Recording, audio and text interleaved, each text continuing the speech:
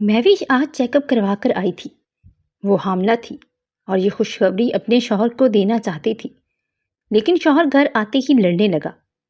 चली जाओ यहाँ से, मेरी नज़रों से दूर हो, मैं तुमको देखना भी नहीं चाहता।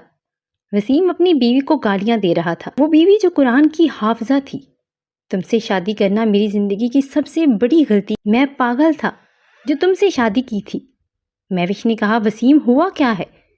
वसीम ने कहा, बस खुदा के लिए मुझे माफ़ करो, मैंने जो तवीज़ लाकर दिया था तुमको, तुम वो फेंक दो। फिर दाम किया हुआ पानी जो पीर साहब ने दिया था, जो वो भी तुमने नहीं पिया था। तुम नाफरमान बीवी हो मेरी। महविश ने कहा, वसीम अगर मैं तवीज़ ना पहनूं तो नाफरमान, अगर मैं दम किया हुआ पानी ना पीऊं तो नाफरमान। ये क्या जहालत है? वसीम, मैं पढ़ी लिखी अकल रखने वाली लड़की हूँ, तुम मुझे किस तरफ लेकर जा रहे हो? और तवीज़ मैं इसलिए पहनूं कि तवीज़ पहनने के बाद मैं जल्दी हामला हो जाऊंगी और बच्चा जो होगा वो लड़का होगा। वसीम को गुस्सा आया। बदबख्त औरत, अपनी शौहर से ज़बान लड़ा रही हो। अरे ओ बदबख्त, इससे पहले कि मैं कुछ कर बैठूं, उठ और निकल जा मेरे घर से। महविश ने कहा, वसीम बात कुछ है नहीं, आप इतना कुछ बोल रहे हैं। वसीम ने कहा, मैंने तवीज़ लेकर दिया, तुमने पहना नहीं, दम वाला पानी भी नहीं पिया। दम किया हुआ पानी पीती तो लड़का पैदा होता। महविश ने कहा, वसीम क्या दम किया हुआ पानी मुझे लड़का देगा? वसीम ने थप्पड़ मारा, बालों से घसीटते हुए महविश को घर से बाहर निकाल दिया। काफिर औरत, चली जाओ मेरे घर से। वो हाफिजा उठी, आंसू साफ करने लगी। वसीम, आप गलत कर रहे हो, आप कौन से ज़माने में जी रहे हो? क्यों कर रहे हो ऐसा? मेरी बात सुन ले, मैंने किसी पीर के पास नहीं जाना, सारा मोहल्ला इकट्ठा हो चुका था। महविश रो रही थी। वसीम, देखो मैं तुमसे कुछ कहना चाहती हूँ, मेरी बात तो सुन लो। वसीम ने पीर साहब को फ़ोन किया, बाबा मुर्शिद, मेरी गुस्ताख बीवी वो दम किया हुआ पानी फेंक दिया है। मुर्शिद बाबा ने कहा, पुत्र ये गलत है, तुम इसे मेरे पास ले आओ, मैं चिल्ला करूँगा इसके नाम का। वसीम कहने लगा, महविश तुमको मेरे साथ बाबा जी के पास जाना होगा। महविश ने कहा, देखो वसीम, ये हमारे घर का मामला है, क्यों इसमें किसी अजनबी को लेकर आ रहे हो? वसीम ने कहा, वो अजनबी नहीं है, मेरे पीर हैं। महविश ने कहा, वसीम मैंने किसी पीर के पास नहीं जाना। वसीम ने गालियां देना शुरू कर दी। बात बढ़ते बढ़ते तलाक तक जा पहुंची।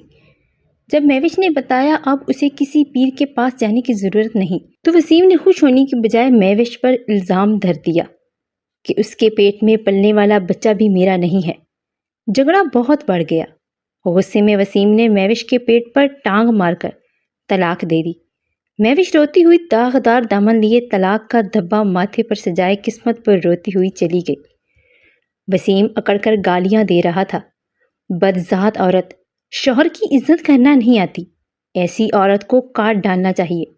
वसीम के माँ बाप को पता चला तो उन्होंने आकर बेटे को समझाया कि तुमने बहुत गलत किया है, ऐसा नहीं करना चाहिए था। वसीम ने कहा, आप लोगों को नहीं पता, वो खुद को पता नहीं क्या समझती थी। जब घर पहुंची तो उसकी हालत बहुत ख़राब थी। उसके घर वाले उसे अस्पताल ले गए। उसका 2 माह का बच्चा अब मर चुका था। महविश की भी हालत बहुत नाजुक थी।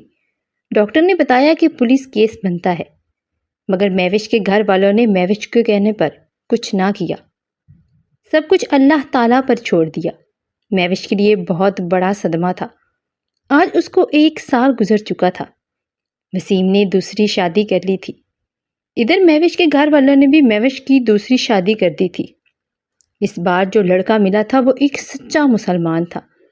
चूँकि वो पढ़ा लिखा तो नहीं था, लेकिन वो इस्लाम को बहुत करीब से जानता था। महविश हाफ़िज़े कुरान थी। मुदस्सर महविश का दूसरा शौहर महविश से कुरान पाक की तिलावत सुना करता था। ज़िंदगी में फिर बहार आने लगी। मुदस्सर बहुत ही अच्छा था। बहार महविश नई ज़िंदगी जी रही थी। महविश को अल्लाह पाक ने एक खूबसूरत बेटा अता किया। मुदस्सर और महविश बहुत खुश थे। महविश कभी कभी अपने पहले बेटे को याद करके रोती थी। मुदस्सर हमेशा यही कहता, महविश माजी एक बुरा ख्वाब समझकर भूल जाओ, हर कोई अल्लाह के हजूर अपने किए का जवाबदा होगा। मुदस्सर का साया महविश के लिए सुकून था। इधर वसीम आज भी माँ बाप से अलग रहता था, लेकिन वो तवीज़ और आजकल के झूठे पीरों पर यकीन रखने वाला आज भी था। वसीम की दूसरी बीवी पहले भी तलाक याफ्ता थी। اس نے سوچا پہلے ہی معاشرے کی سرد ہوا جھیل کر آئی ہو، اب جو شوہر کہتا ہے وہی کروں گی۔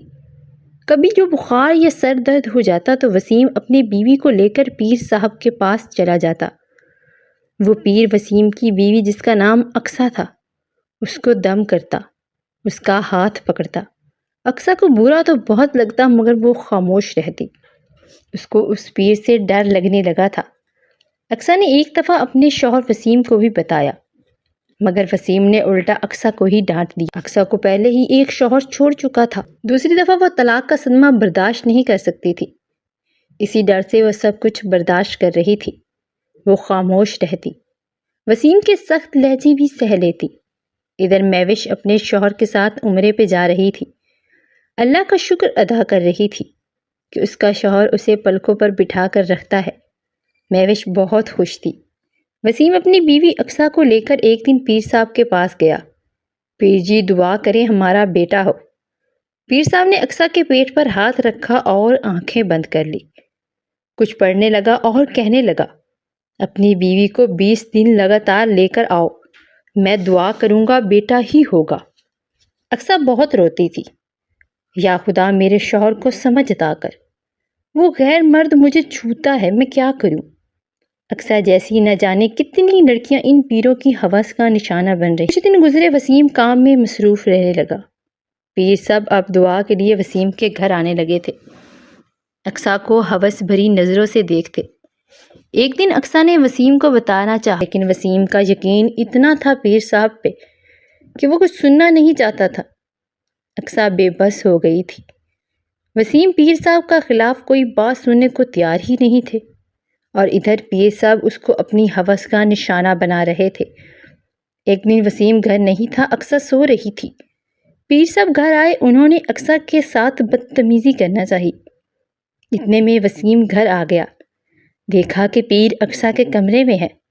وسیم جیسے ہی کمرے میں داخل ہوا تو دیکھا پیر اقصیٰ سے بدتمیزی کر رہا تھا۔ وہ غصے میں پاگل ہونے لگا، پیر کو تھپڑ مارا، گالیاں دی۔ اقصیٰ ڈر گئی۔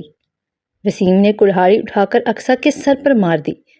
بے غیرت عورت، میرے پیچھے یہ کام کرتی ہو؟ اقصیٰ وہیں پہ دم توڑ گئی۔ وسیم نے جھوٹے پیر کو بھی کلہاڑی مارنا چاہی، مگر وہ پیر جان چھڑوا کر فرار ہو گیا۔ محلے والوں کو پتہ چلا، سب اکٹھے ہو گئے۔ نیوز چینل والے بھی پہنچ گئے۔ ٹی وی پر نیوز چلنے لگی، شوہر نے بیوی کو غیرت کے نام پر قتل کر دیا۔ مہوش بھی نیوز دیکھ رہی تھی، وسیم کو دیکھا اور چیخیں مارنے لگی۔ وہ ڈر گئی تھی، یا اللہ اس بدبخت نے کسی معصوم کو ہی مار ڈالا۔ آخر کیا قصور تھا اقصیٰ کا؟ ایک جاہل مرد کی جہالت نے ایک عورت کی جان لے لی۔ یا اللہ ہم سب کو سیدھی راہ پہ چلا۔ اللہ تعالیٰ کے احکامات کیا ہیں اور ہم کس طرف چل رہے ہیں؟ خدا کے لیے اس طرح کے جھوٹے پیروں سے بچیں۔ یہ کہانی بنانے کا مقصد صرف جھوٹے پیر اور کچھ حقیقت سے پردہ اٹھانا ہے، اور میں ہرگز پیر و مرشد کے خلاف نہیں ہوں۔